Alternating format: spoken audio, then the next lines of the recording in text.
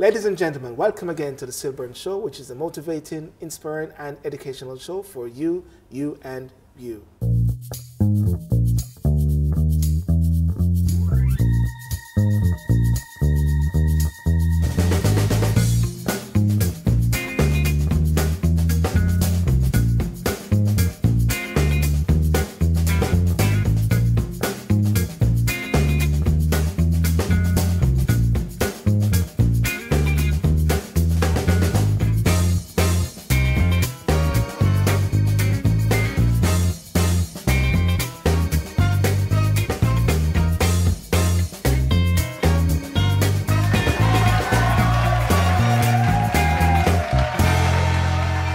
Today we have an award-winning journalist, businesswoman, inspirational speaker, and mentor. And one more thing, she's also a legend. You might be saying legend? Yes, Sherian Dixon. Sherian. Hi. Welcome to the show. Thank you. Legend. Legend. Well, I say legend because there's a good friend of mine named Paul Lawrence who posted something on Facebook one day, and he said that he was in one of his mentoring classes. He's a great mentor. And he said, who do you consider a legend living and present? And people said Barack Obama, Mandela. And he said someone in his class said Sherian Dixon. So he posted on Facebook and said, ladies and gentlemen, we're living with legends today. You know? And that inspires me why I say legend, because sometimes who determine what is a legend? Yeah. You know? And Sherian, so my first question to you is, who is Sherian Dixon? Well, now I can add legend onto the list. Sherian Dixon, I'd like to start by saying sharing, person, caring, inspiring, and most of all, a fighter. Fighter. A fighter. A fight for the rights of other people. I fight for humanitarian issues. Yes. And I fight for knowledge in order to empower and motivate those who are living in the here and now, so that they can move forward and be better persons. Right. So you mentor a lot of young ladies. You do men? Yes, I do. Because I always hear men. 'Cause I know a few ladies as well who, in passing and in conversation, person's going through issues and they said, Sherian Dixon's their mentor. But before we go into your mentoring process, who mentors you? Who mentors me? Have you got a mentor? Yes, I have a mentor. Not to say the name, but I mean... No, but I have a mentor, and he's a man. Okay. He's a man. Okay. And he follows me without me even realizing. That's what a mentor does. They understand what you're doing so that they can look, rectify it, tell you off when you're doing... going off the rail a little bit, and then bring you back. And also somebody who will instill in you, you're doing good. You're at the stage you said you wanted to be. Now let's move the level up. Let's move the level up. Because I must say, when I said I wanted you to be on the show, I met you once, but I've known you for years through, I came to the UK, of course, in 1992, and get to know different persons, some crazy, some whack, but some inspiring, and I find you very inspiring. And I followed you all the while, and when you make your comments at times, I always go on people's pages to say a positive affirmation. I never go on people's pages on Facebook to say negative things. I always say, well done, keep it up, no matter what. You know? Now, tell me about your mentorship program in a nutshell. My mentorship program it is geared to people, and although most women apply, there are also men. There's younger men as well. I've helped. I call him young because he's younger than me, who wanted to start working with other young people to inspire and motivate them, and also to get them off the streets. And so I have a connection with media. And so that's what I could do for him. I can say, look, you need to look after this guy. You need to put out something positive, because you're always writing about young people doing bad things. So I'm his mentor, and I've got him through the media. And then I've got another young man, and I'm talking about men first, because everybody thinks I'm just about women.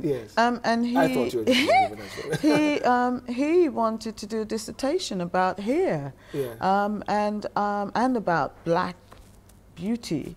And I started off by helping him. I met him. His father's in the church and plays for the church, organ for the church. Met him years ago, and he calls me Auntie Sherry, and that's so respectful and so lovely.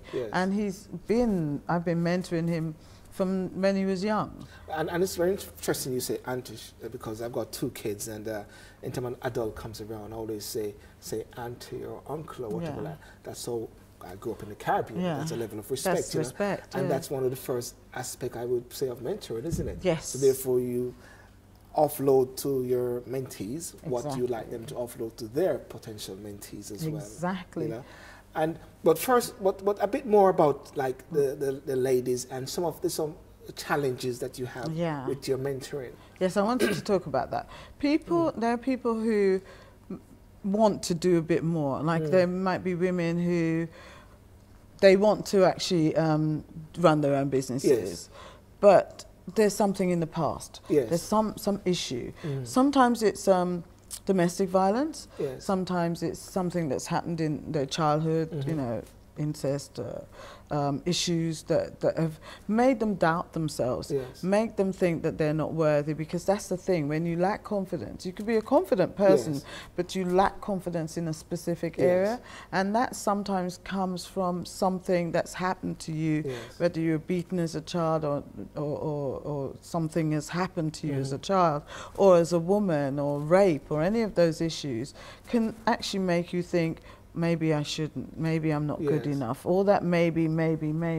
What I do within I do a 6-week mentoring program with individuals, and what I say to them is, I talk to them about, I don't want to hear the negative, we must recognize that it's happened, but what I want to do is also hear, I'm good at this, I am loving this, and this is the good thing about me, because people don't talk about the good things about themselves. They always talk about I don't like my hip, I don't like my shoulders, I don't like my lips, I don't like my hair. But tell me what you like about yourself. There must be, out of the 4 that you don't like, let's talk about the other 10. So you're trying to find that positive edge to propel. Then, so you're that little boost. I take them apart. Like in a basket, I take them apart, and then we put back the things in a positive way. So nobody says, you can say, I don't like my toe, but does not liking your toe mean that you don't like your whole leg? You look at your face, you don't like your eyebrows, but does that mean that you don't like your beautiful smile or your radiating personality? Now, I'm going against my script, but I mean, people in bleaching and all those sort of things will have element of self-doubt. And not loving themselves. Like people that bleach. But they would say they're loving themselves. So it depends on the. But it's about educating, and I'm glad you brought that up, because that's what Trevor McDonald's show and Lorraine Kelly and all those brought me in for. I spoke about, you need to understand what it's doing, not just to the physical side that you can see.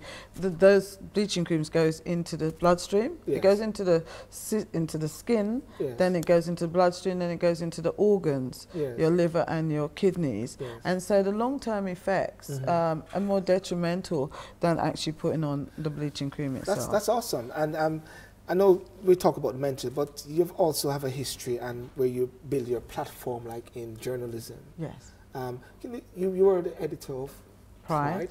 If you give a little bit of that flavor at that time, and which is still, I mean, it's just that time was a flourishing time. It was a good time. It was 10 years. 10 years of learning. I learned so much about black women in that time, and in fact that beautiful was beautiful women. I'm married to one. But because I came from I come from PR then beauty, and then I went into Pride as a beauty editor, and then lifestyle and health got added on, and it's because of going to Pride magazine that I've traveled the world looking at women in the purest forms, acknowledging their beauty, the difference in color, in difference in hair, learning about our issues, because we're always at a crossroads. Women are always at a crossroads. Oh, should I get married? Should I date? Should I have children first? Should I buy a house first?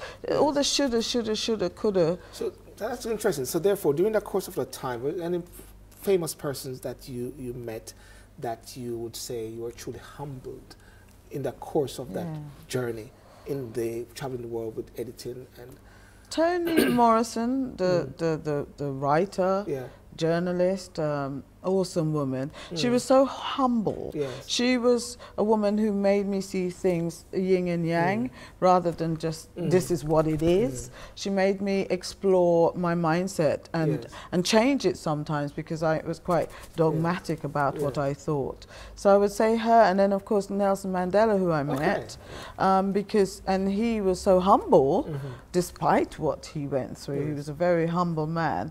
That at one point you sort of want to rattle him to say, no, you must be angry. And no matter what you did, he spoke in the same way. No, it's about understanding yourself. He taught me it's not about them, it's about you. Right. And that's what I like about So it. therefore, in the different fields that you have engaged, where would you say you are most proud of and why?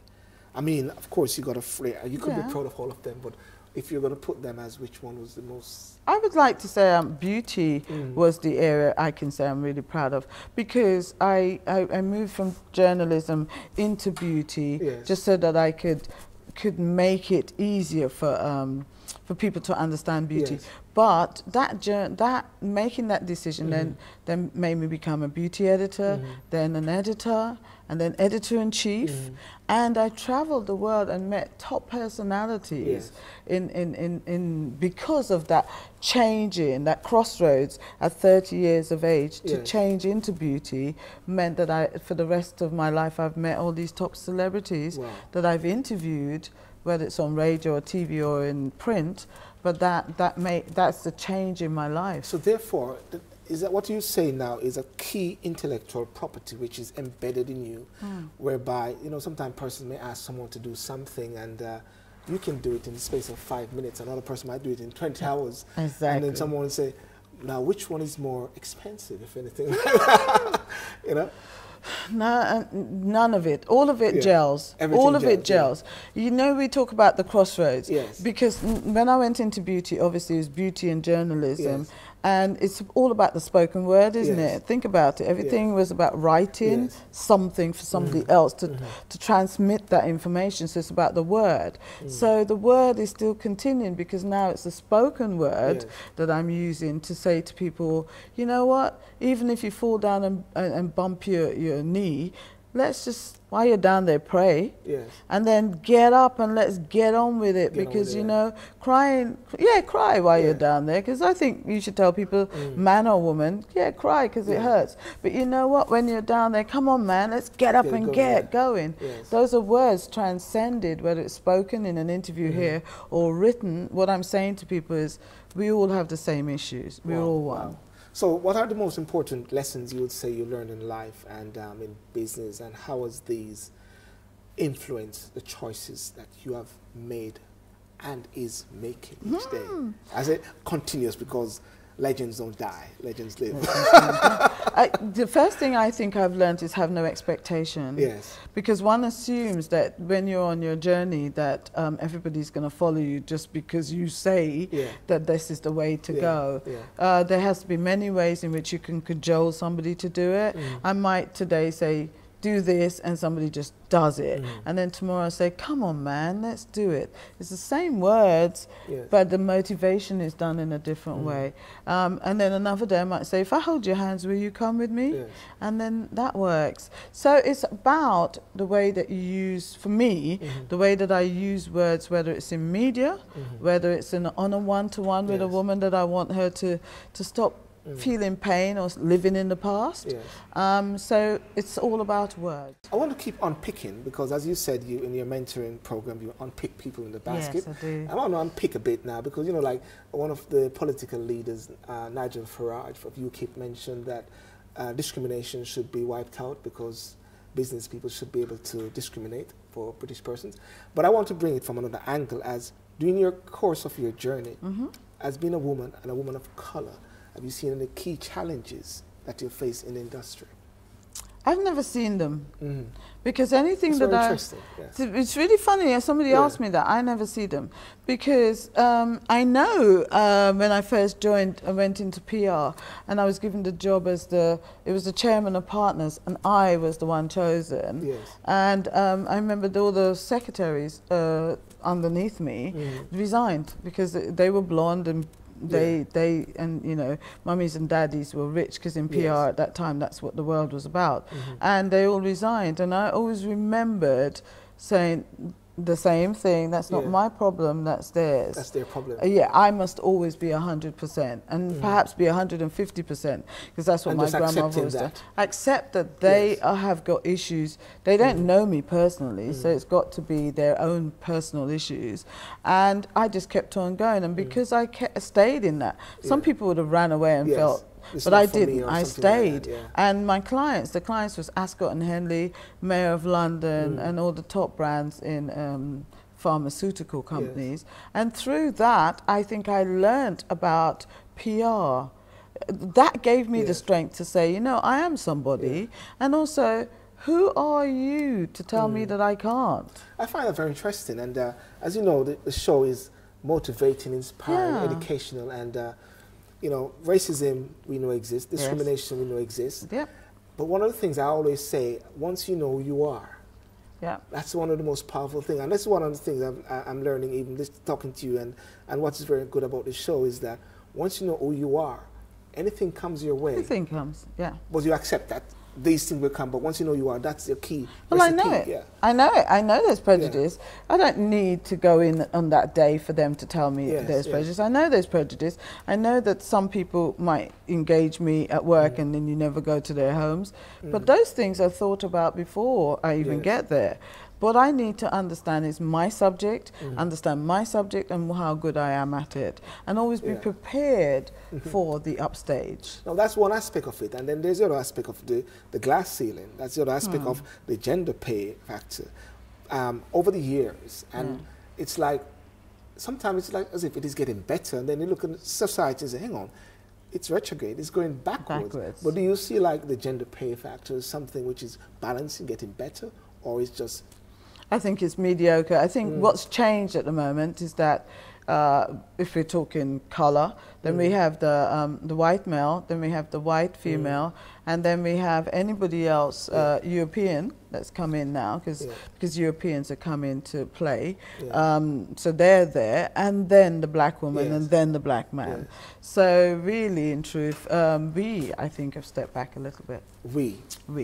As people, if we're talking about black people. So that's interesting, because I was going to ask, has it gotten more easier?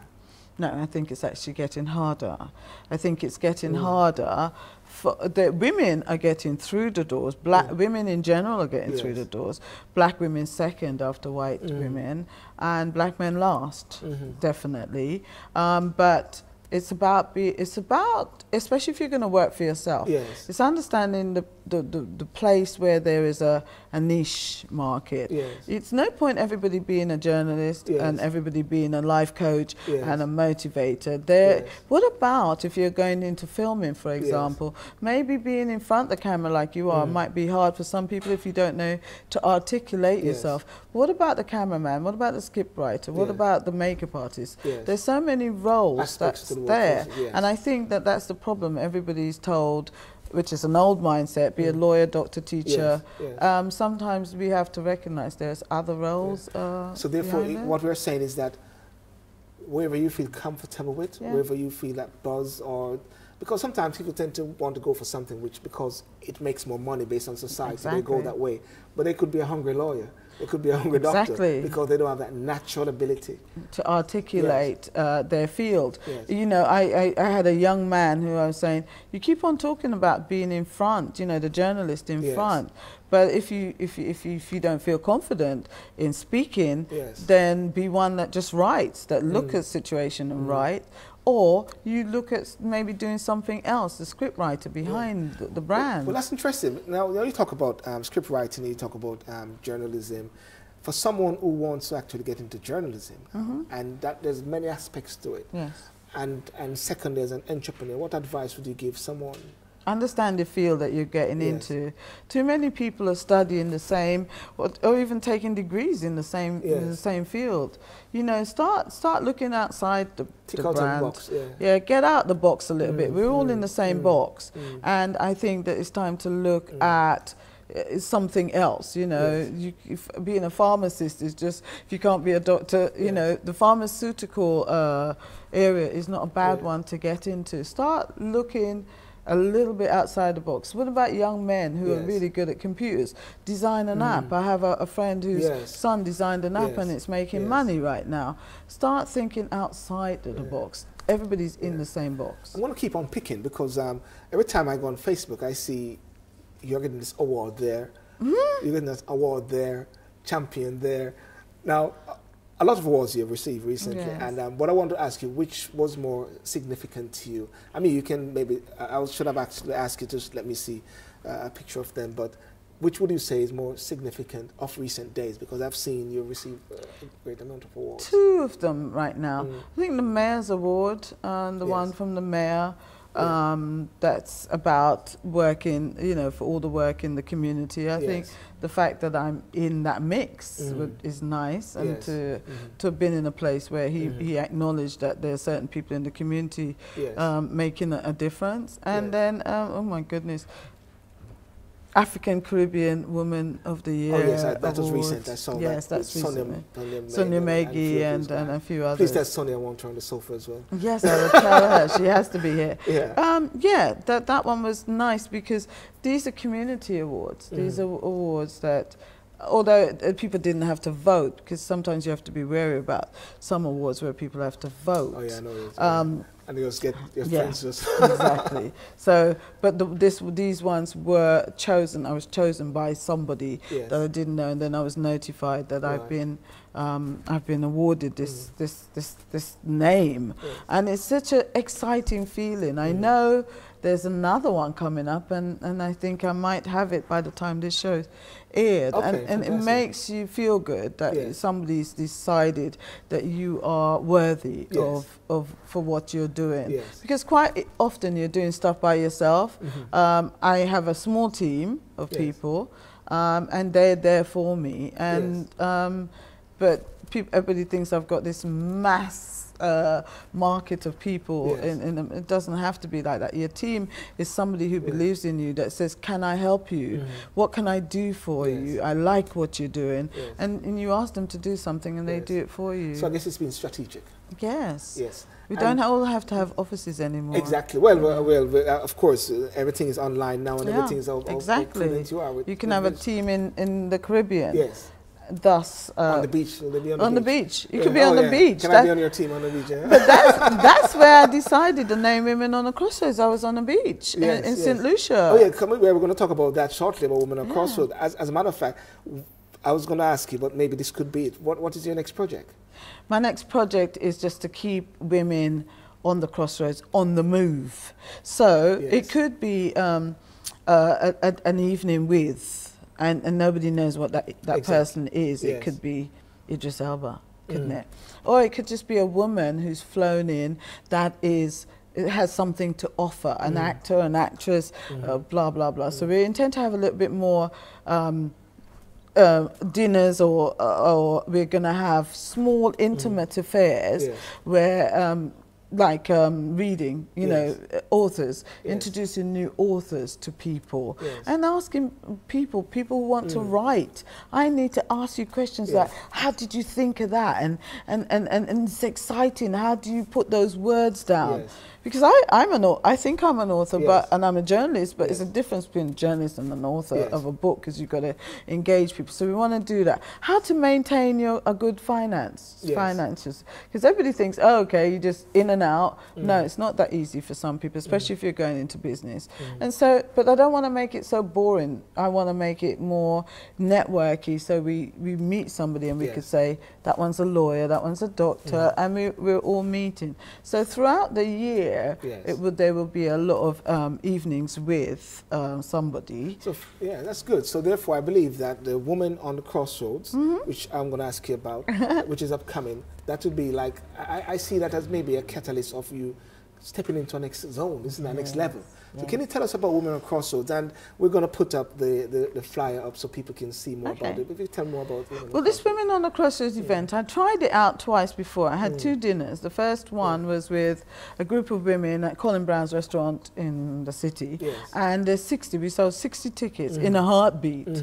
And we just basically had Angela Marr, Diane Riney, Dr. Anita Defoe, and Bang was my supporters because I had a radio show there, and we just sat and talked about what was their crossroads moment, you know. Angie was talking about dyslexia. Diane had just lost her mum, people like that. And Anita about believing in the younger generation and that we must make our mark in the youth of today. And then the next one I did with men, and I did Chucky Venn and Will Johnson. And people just went mental. You know, women went mental at that one. And then now this is the 3rd one, and every time I did it, I raised the bar, raised the bar. So now we've gone into a hotel, and I'm giving people champagne because we deserve the opulence of a little champagne. And also, how do I know some people have champagne in their own home? We're assuming because you and I have it, that other woman has it. Maybe she hasn't, but that day she's going to get it. You know, we're African Caribbean food because we are not just Caribbean, we're African and Caribbean. And we've got a gospel choir that's starting off the night, and then we've got you know, motivation, and I've got 13 inspirers, and these are women within the field, doctors, lawyers, politicians, athletes. I just chose women who are making a mark, and they're willing to stand up. They're not going to all be at the front, and it won't take 2 hours. They stand up for 5 minutes and talk about them and their crossroads and how, despite whatever that crossroad is, how they're breaking through. So, and those women are going to allow maybe the audience to take their details, and they will be inspirers and motivators. So tell me, how can people then watching this broadcast now, I know we'll put something up, but if you can sort of plug it to yourself as how they can get in touch or be a part of it, and if there's any more space and more tickets. Well, I hope that you can get there. You know, I wish I can have a seater for like 500, and maybe that's the next goal. But we only have 120 seats, and they can go to www.womenonthecrossroads.moonfruit.com. Okay, we'll put that on the... all the W's, womenonthecrossroads.moonfruit.com. Well, or they can email me, and I'm...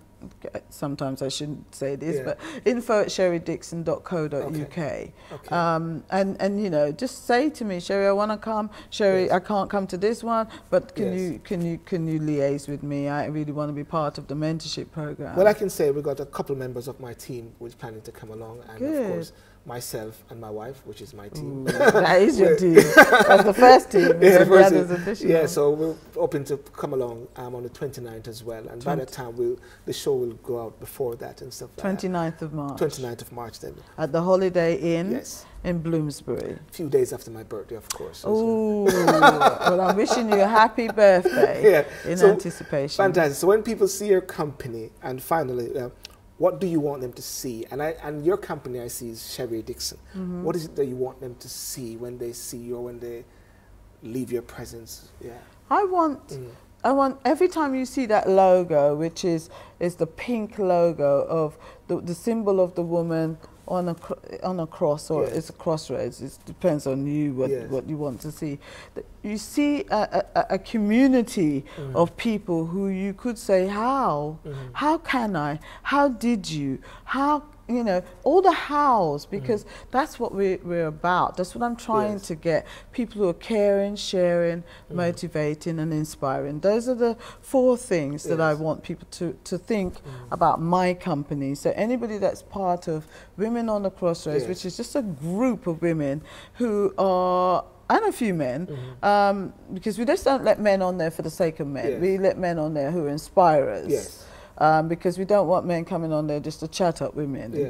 There's other sites for that. But Paul Lawrence, for example, is part of Women on the Crossroads. Yes, yes. And because he has something to say. Of course. Positive. Paul always has something to say. We know, but we love him. We love him. That's my bone. We love him. Yeah. But that's the point. It's about caring, sharing, Yes. motivating, and inspiring. Now, finally, what is your last word then, or your quote? What is the inspiring word that you have? Everybody sometimes have something in their heart, a quote. Something from, people use Mandela, something from Malcolm X, Martin Luther King. What would you say is your favorite It's quote? my quote, which says, I can and I will. Okay. I can and I will. Yes. Sherry, listen, it was a pleasure speaking to you today.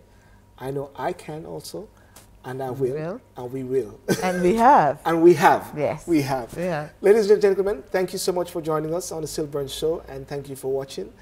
If you know someone, again, who is inspiring, motivating, and educational, and you think they fit the criteria, if they are legends, email us at info@sylbourne.com. Thank you very much.